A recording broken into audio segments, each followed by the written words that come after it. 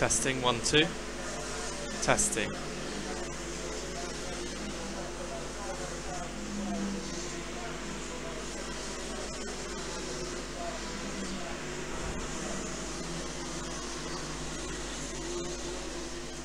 Testing, 1, 2. Testing. Testing, 1, 2. Testing, commentary box.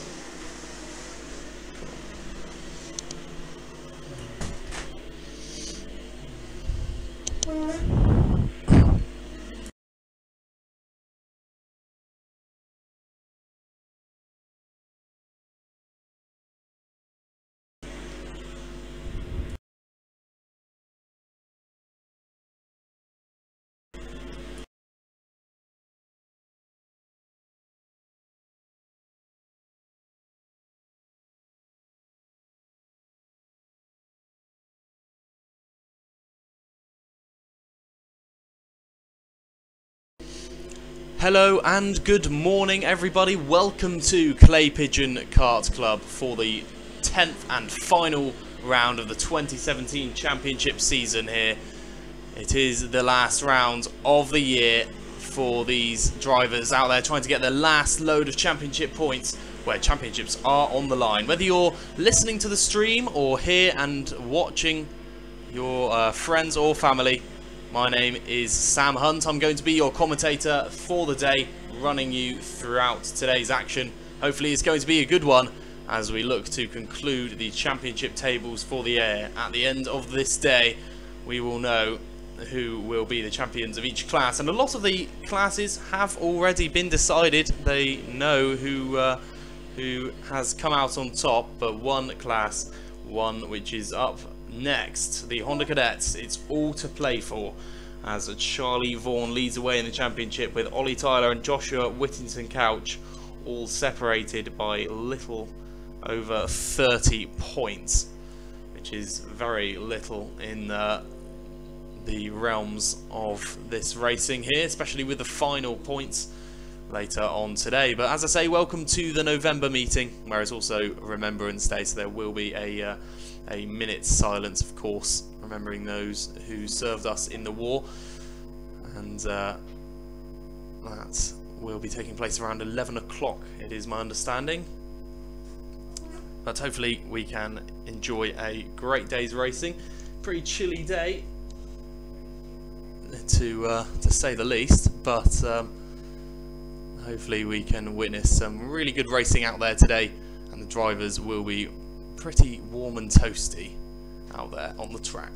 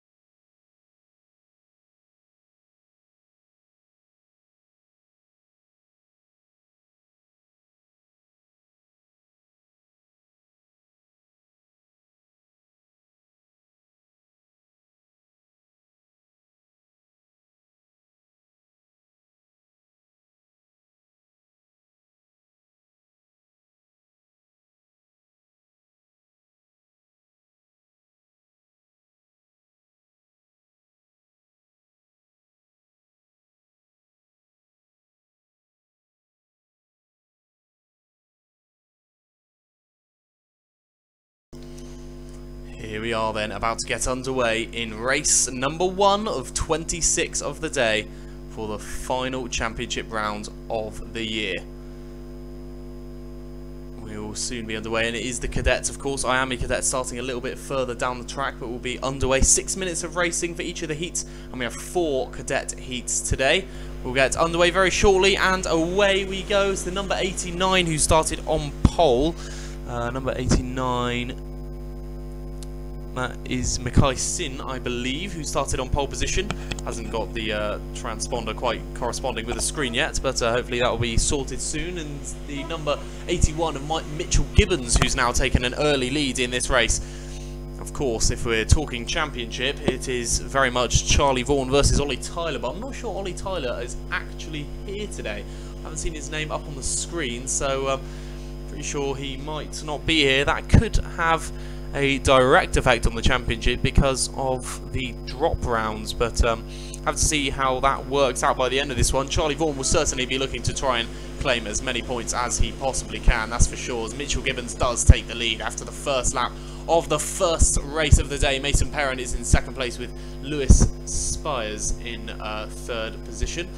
Fourth place, Lucas Hayden with Mackay Singh dropping down to fifth. Sixth, Jay Blackmore also started on the front row, with Thomas Gipero Yearmans up into seventh now. Cameron Crockett's eighth, Jez Williams and Keen Berta rounding out the top 10. Berta with a good start there, gaining 3 positions to find himself in the top 10 at the end of that first lap. But as the leaders come out of the top end and down towards the start-finish line once more, it is the race leader of Mitchell Gibbons who goes across the line with an advantage. Let's see as he goes across the line, 1.3 seconds already. Mitchell Gibbons, an impressive lead opens up by our current race leader as he looks to try and escape from the rest of the pack, something which is very difficult to do in these lower powered karts, ranging from the years of 7 to, is it 12? I know the youngest age is 7 years old, which sounds very young indeed, and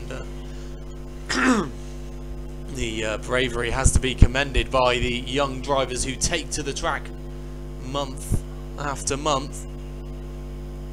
Across the line comes the number 69, that is Eden Spanswick of the Iamis, across the line there to complete his second lap, and shortly followed by race leader of the Honda Cadets, Mitchell Gibbons. Mason Perrin is 1.8 seconds behind now, so opening up that lead effectively and setting the fastest lap of the race as well. Mitchell Gibbons, with Lewis Spires still holding out in third place for now.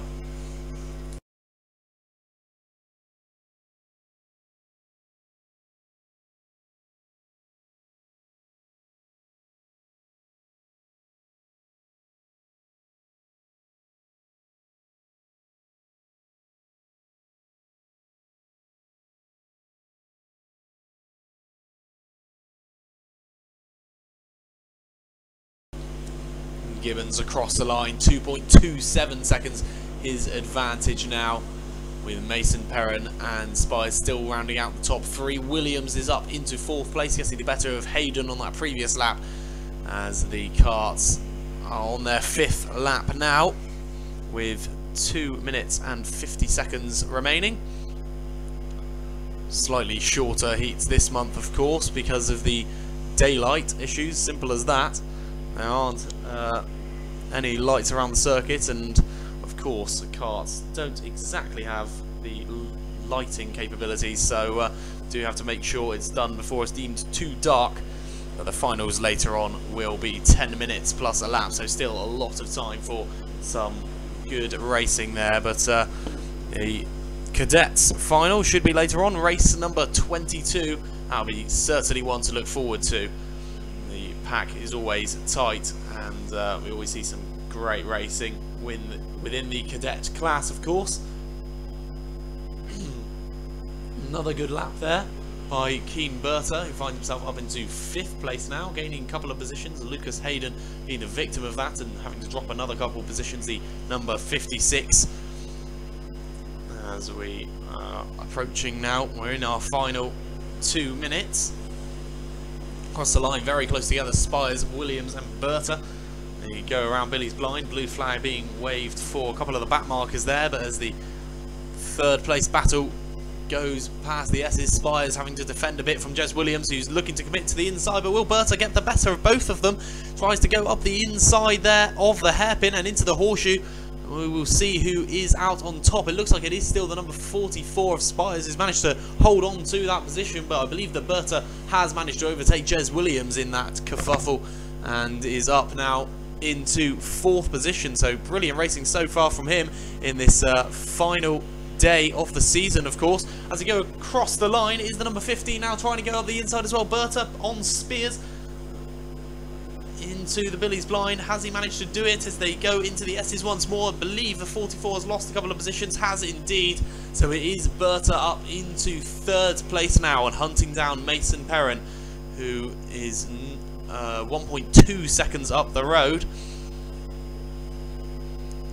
Number 30, just getting past the back marker there. That's Mason Perrin on the back marker of Ben Crossley, I believe it is. I will have to be cautious of Lewis Spires, who is absolutely on fire. I don't recognise that name, Spires. Whether he has raced at Clay Pigeon before, I'm not totally sure, but if this is his debut at the circuit, it's certainly a pretty impressive one. And Keen Berta as well, the same goes. But it is Berta who's trying to hunt down that 2nd place that Mason Perrin currently occupies. It's looking better and better for Mitchell Gibbons, though. Over 5 seconds is his advantage now, as Perrin is being very much hunted down. Just 0.66 of a second now is the gap, meaning it had been closed by 0.57. If that is anything to go off, then it won't be long before Berta does manage to get past. But it is the final lap already, and you see how these heats are being compressed, and they certainly do seem to be a lot shorter. But Perrin has got 1 lap to hold on. He's got Berta hot on his tail, with Jez Williams not too far behind either, trying to commit up the inside of the hairpin. Berta's managed to do it and is up into 2nd place. Looks like Jez Williams has been promoted up into 3rd as well, so good racing by Williams. He's managing to hold on and strike when the opportunity was right, when that inside line was very much open. Goes across the line, does Mitchell Gibbons, and wins the race. Takes a checkered flag, a very comfortable win in the end. As across the line does go the number 15 of Keen Berta in 2nd place, Jez Williams in 3rd, and I'm sure a disappointed Mason Perrin, who couldn't quite hold on, in 4th place. Maybe didn't even know that they were there. Thought his lead was almost guaranteed in 2nd place there, and didn't take the most defensive line into the hairpin, it's fair to say. Thomas Kukuro-Umans takes 5th place, who's currently 5th in the championship, Kukuro-Umans, so I think can promote himself certainly up into 4th place by the end of this meeting. Oliver Makepeace sitting on 964, and Kukuro-Umans just 4 points behind.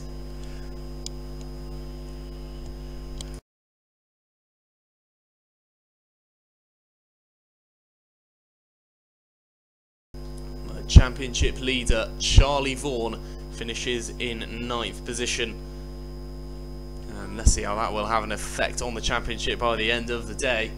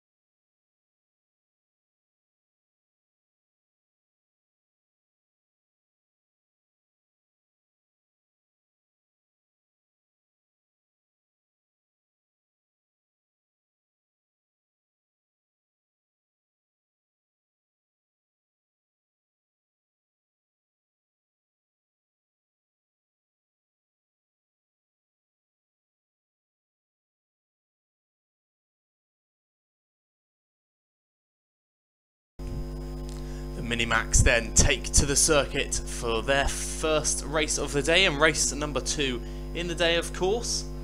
It is the number 37 and 68 who start on pole, and alongside the pole sitter, Daniel Beards and Jarno Ottavianelli, that is, on the front row.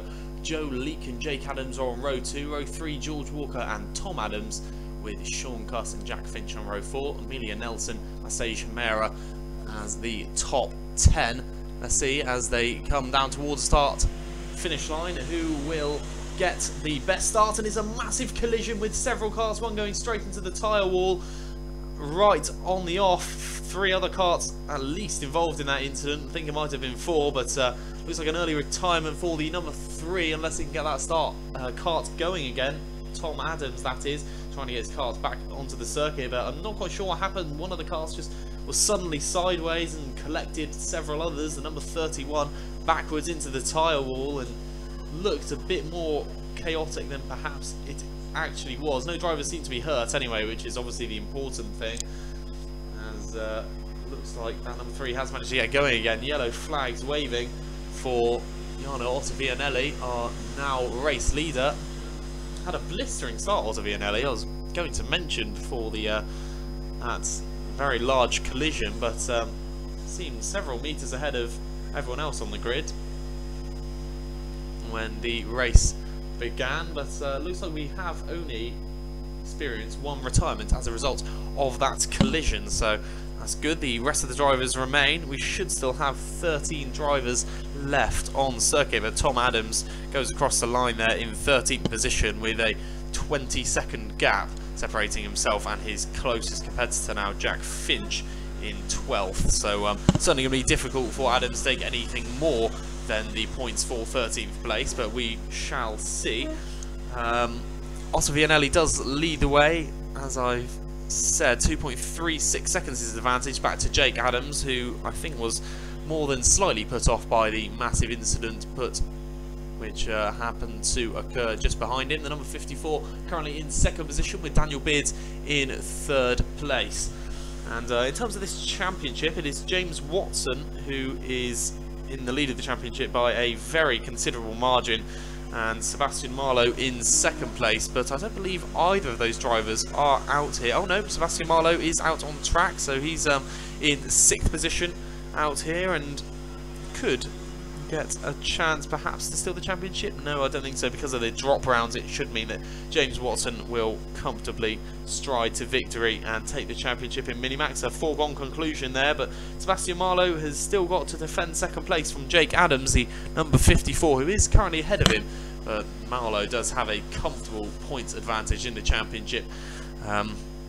Obviously there will be a few more mentions of the championship points going into this round and throughout the day because of the nature of this meeting. The final chance for any of the drivers to pick up championship points for the season and become the championship for the year. Throughout most of the year, of course, is just constructing that championship, and now we're right at the business end and seeing how each of these drivers can perform under that pressure. But there was a slight touch there. The number 68 just getting barged out. Was that Daniel Beards? Is just getting slightly bullied out by Joe Leake and Sebastian Marlowe, trying to force their way through at the hairpin there. Ottavianelli's been overtaken by Jake Adams, up into the lead now. There is a warning for the number 97, that is Marlowe, so that's more than likely for that push on Daniel Beards down at the hairpin there. Did promote him up a position, so warning. Daniel Beards going particularly slow now, loses 3 positions in almost a second there. And unfortunately, Beards not having the most fortunate races of his career so far. Jake Adams in the lead of the race though. Ottavianelli losing a bit of time on the race leader, and is now being hunted down by 3rd place Joe Leake, who's got Sebastian Marlowe not too far behind. And then behind Marlowe is a big battle. Leake, Voisin, Hamera and Cuss all very close together indeed. Going into the hairpin now with not much time remaining, just 1 minute and 40 seconds left on the clock. And going up the inside there of the horseshoe and up into second place, Sebastian Marlowe behind Jake Adams. Now in second position, but several seconds down the road, and it's looking very good for Jake Adams to maintain that lead. Marlowe would certainly have to put on an absolute masterclass to catch up the number 54, that's for sure, who's not showing any signs of slowing down. Otto Vianelli with Joe Leake in fourth, but it looks like that might be about to change, because looks maybe like Leake has managed to get past now, and that stream of karts behind is sure to follow. Number 78 of Joe Leake has indeed got up into third place, with Callum Voisin up into fourth. Across the line goes our race leader to complete his 8th lap. And across the line too, Sebastian Marlowe. Joe Leake confirms his position in third. Fourth is Hemera with 5th Cuss. Then Otto Vianelli and Voisin down in 6th and 7th. Now yellow flags waving. Perhaps an incident at Billy's blind there. That's being put away, so it must have just been a spin or something similar.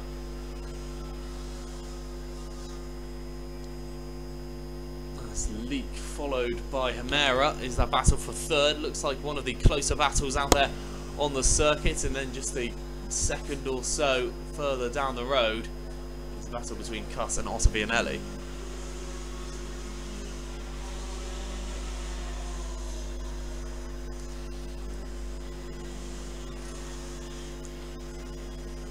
This the penultimate lap, then Jake Adams will see the last lap board as he comes round next time.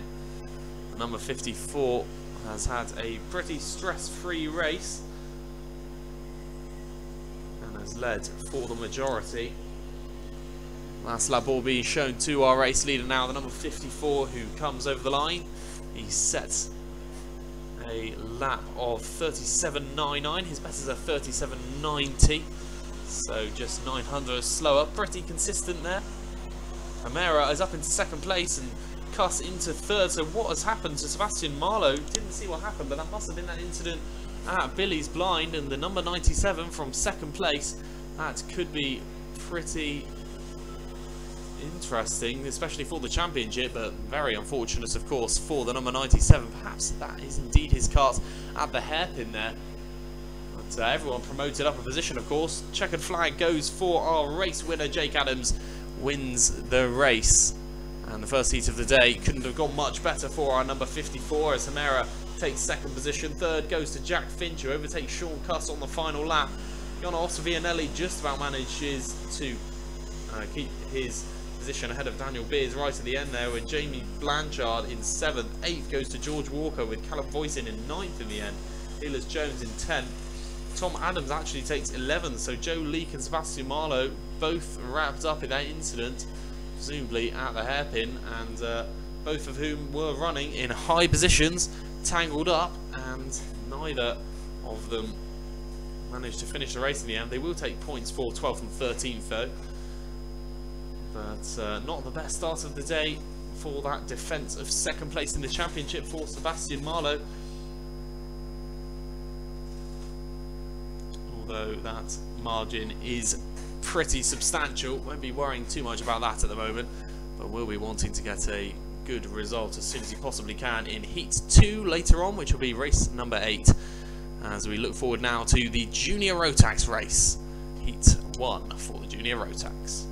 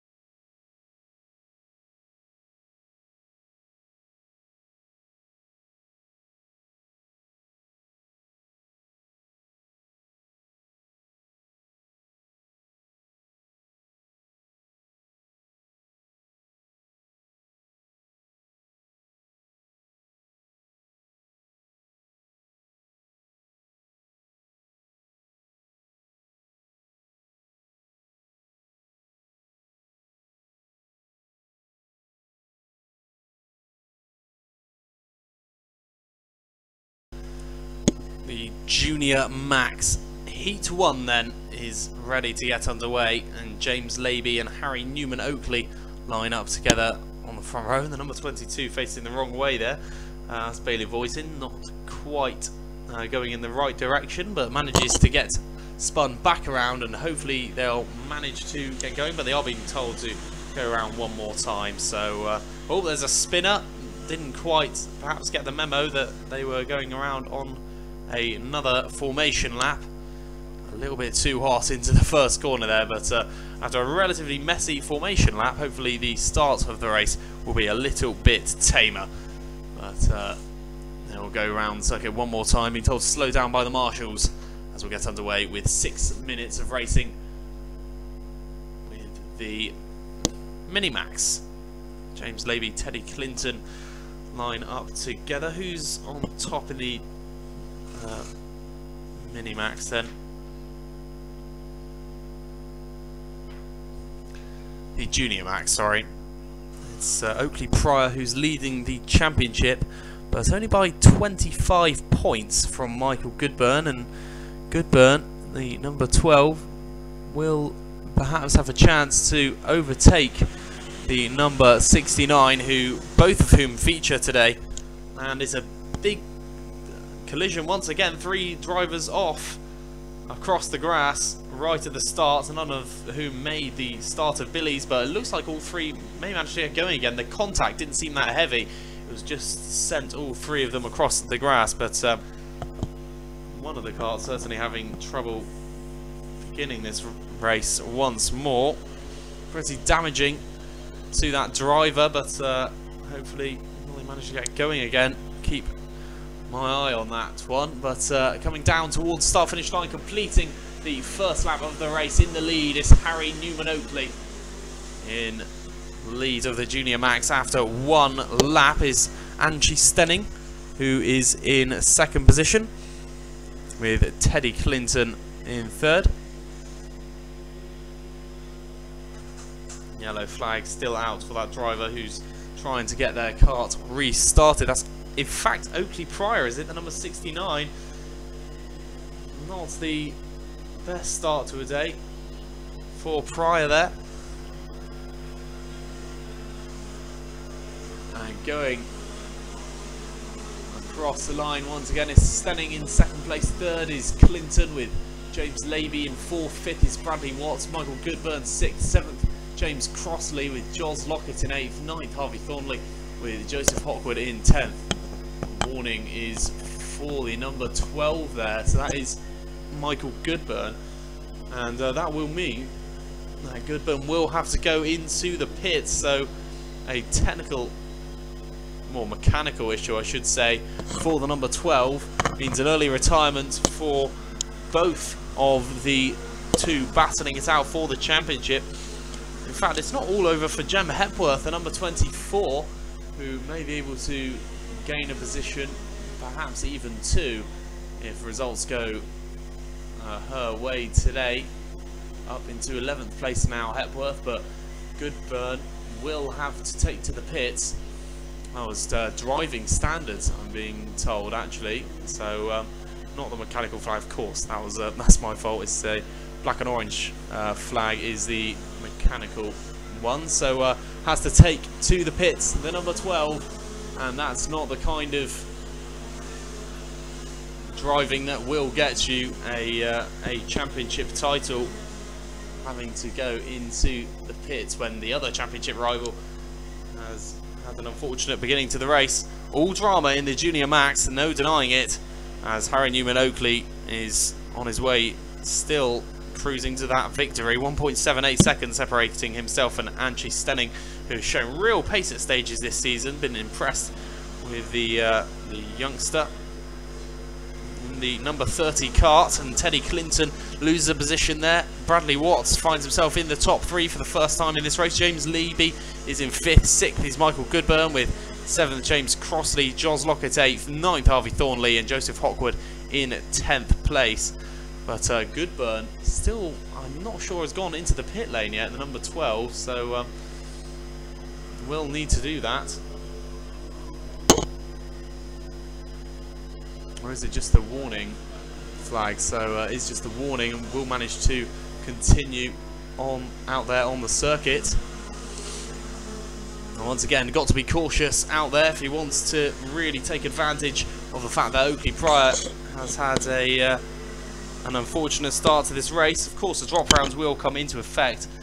Pryor has missed 2 meetings, so his drop rounds will be 0. He needs to get as good a result here as he possibly can in order to keep that championship defence up and going. Michael Goodburn, meanwhile, has been to every meeting. Good man. And this meeting will have to be a good one. We'll have to claim a lot of points in order to leapfrog Pryor. As long as he gets more than 118 points today, he will add to his total. Whereas we know that Pryor will have his points added on to his championship tally because of the 2 drop rounds. So a lot to think about in the championship, and Pryor, I'm sure, will be annoyed, but it's not catastrophic.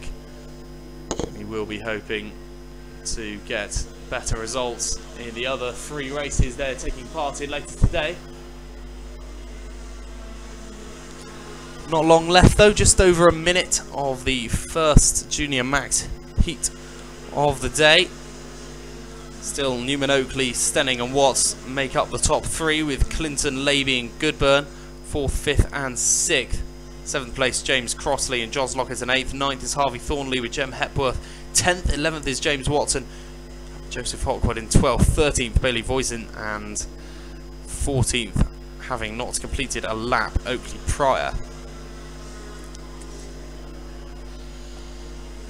Warning flag was out, of course, for Michael Goodburn. My mistake, I thought he was having to go into the pits and be disqualified, but that was incorrect information. It just pick up that warning, and he's still out there on the circuit, battling in 6th position, the number 12.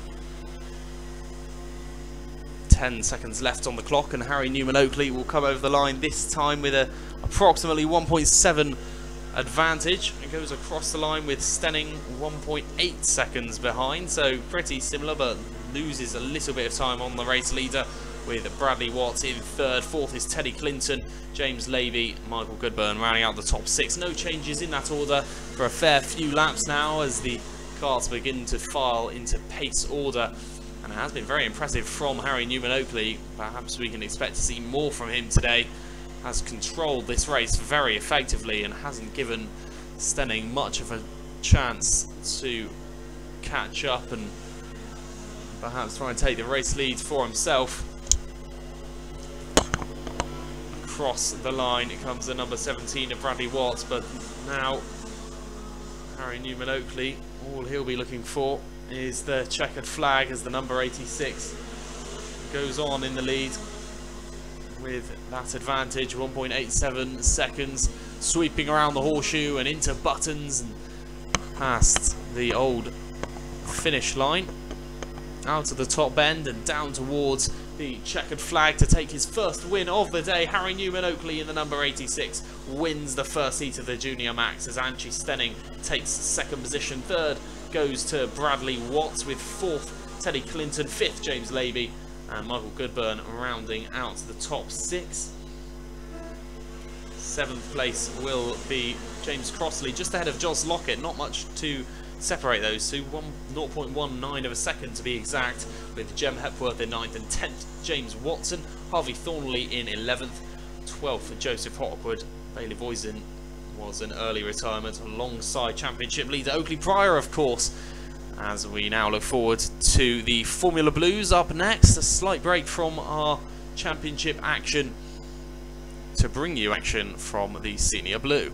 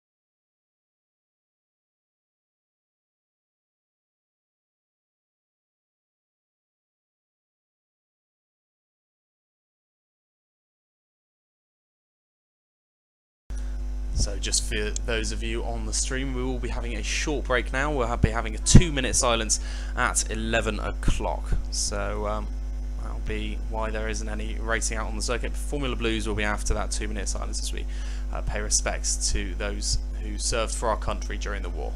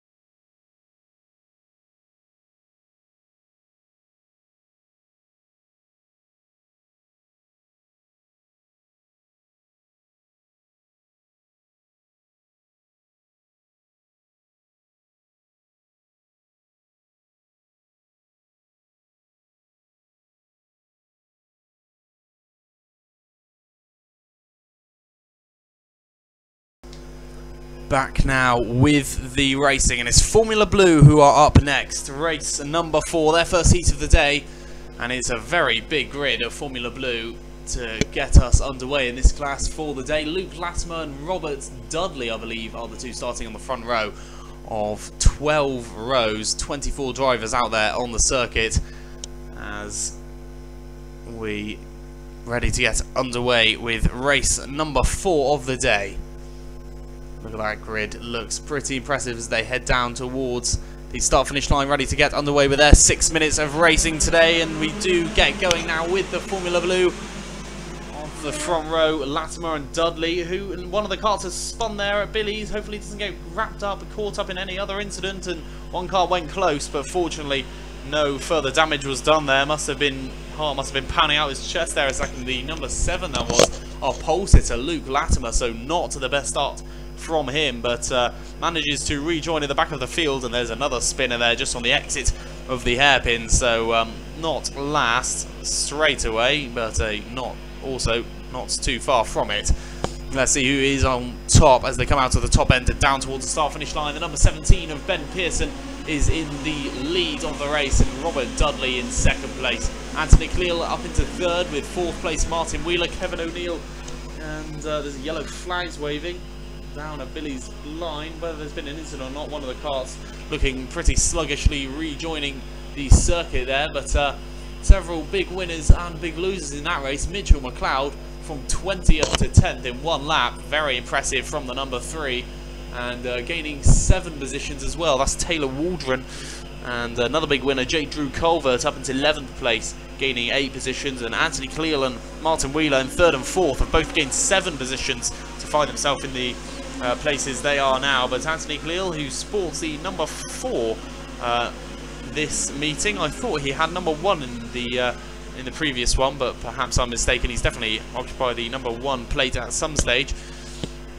But into 3rd place, he'll be looking to try and find himself in that number 1 position as well. But currently in 3rd and just behind Martin Wheeler, number 95, who always puts on a good display here when he turns up at Clay Pigeon, knows this circuit well, knows how to race here, and is keeping Cleal at bay, who's got a bit of fighting to do with the number 5 of Duncan McLeod, who's currently sitting in 4th place alongside, but the yellow flag still waving for that incident down at Billy's blind, so no overtaking in that sector. But past the marshal's post and into the S's they are allowed to once more, and down towards the hairpin go the majority of that midfield pack. But it's all looking good for race leader Ben Pearson. He's got 2.27 seconds to play with, and not too much company from the drivers behind, that's for sure.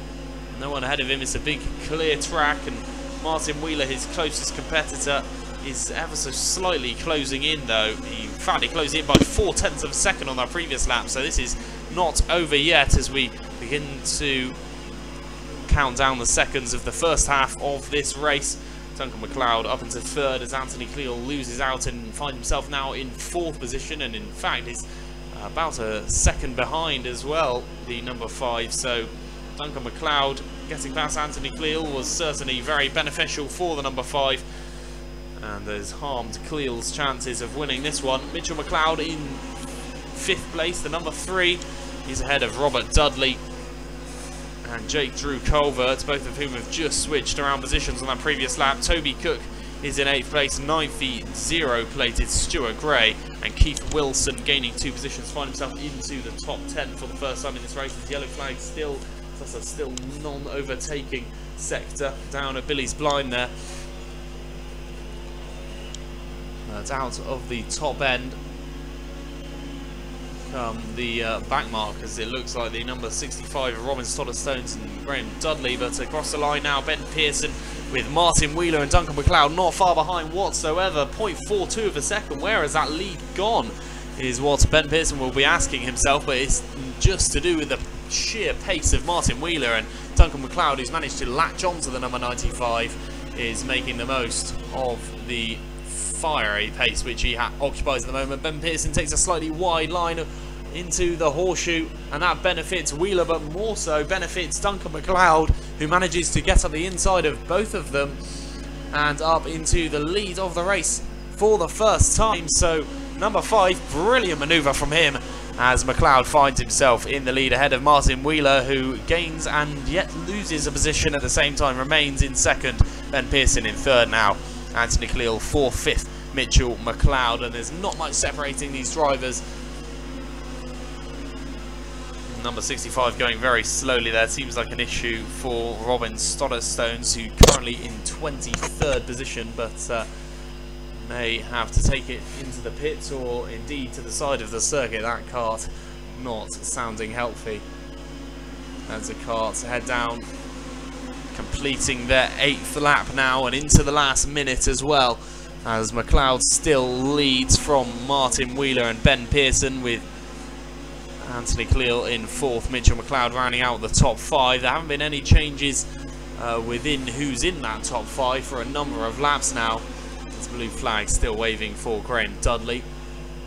He's just got to get out of the way of Duncan McLeod and Martin Wheeler, who's in 2nd place of course, but not doing the best job of getting out of the way at the moment. Could cause an issue perhaps, but Martin Wheeler should be able to find his way through.